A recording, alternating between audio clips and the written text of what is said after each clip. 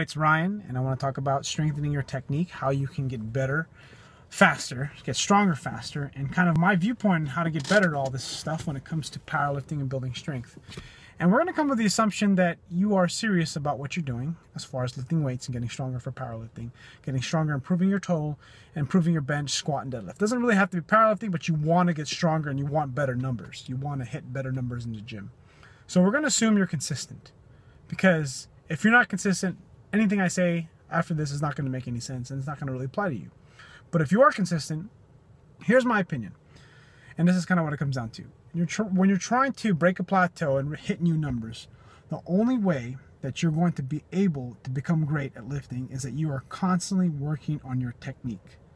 Your technique has to be the number one most important thing you put the most emphasis on.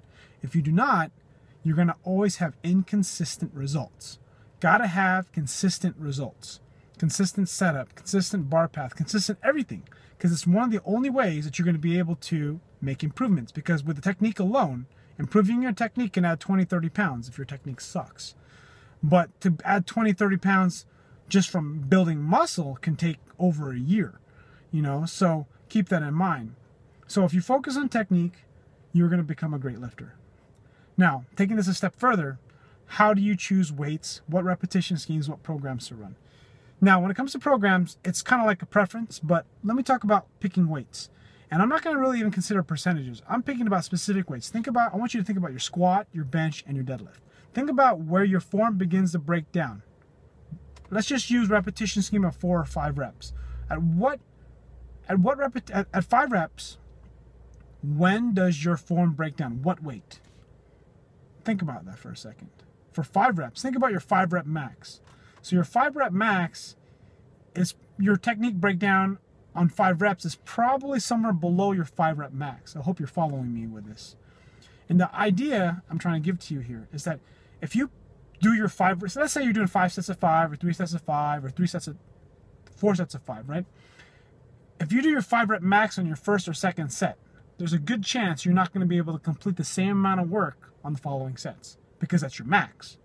But if you hit it below that way you can maintain volume, you're going to be able to get more practice. Now the idea here is that when you are choosing weights to lift with and get stronger, whether it be powerlifting or just getting stronger to improve your numbers in the gym, the only way you're going to be able to do that is you need to find the right weight, a weight that's not too light and not too heavy. Of course you know this, but understand that when it comes to training, if you pick too heavy of a weight and you don't have a sufficient training base, it's going to be very hard to get better. And the reason for this is because you just don't get enough volume in. For a lot of people out there who have done max effort type lifting, max effort type programs, like conjugate method and stuff like that, most people, in my opinion, don't have the training base for that. I don't have the training base for that because it just wrecks me and I can't get stronger, or I have too many joint problems that make it so that I can't keep training with the same intensity.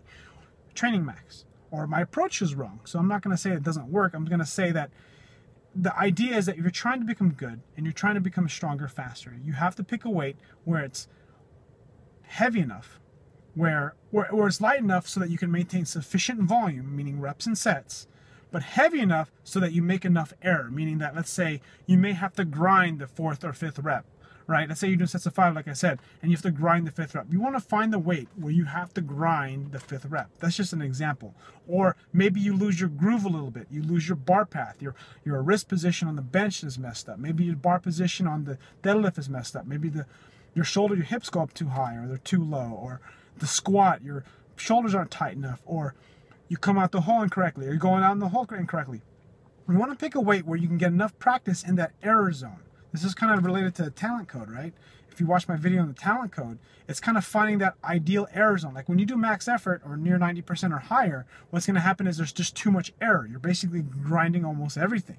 But when you're like in the 75, 80 percentiles, typically on your first few sets, you're going to be almost perfect up until a certain point. Typically at 80% squat, bench, and deadlift, it's going to be pretty hard to do 10 reps, right? It's going to be pretty hard to do 7 reps. A true 80%, you really can't do more than about 6 or 7 reps on a squat and bench. Deadlift's a little bit different. So keep that in mind. And my idea here is that I want to leave with you here is that pick the right amount of weight that allows you to course correct your form and your technique, but not so heavy that you're making a shitload of errors. It's kind of like think of a video game analogy, right? It's kind of like being a level 10, right? I don't know, let's say World of Warcraft or RPG or Final Fantasy, right? And then going to a level or an area, or let's say Diablo, because I know Diablo. It's like going to like hell mode, and you're a level 10, right? That's not possible, but it's just going to an area of the dungeon or the game where the creatures are too strong. And you can still fight, and you can probably survive and run away, but it takes you like 1,000 hits to kill one creature, which barely gives you any experience points.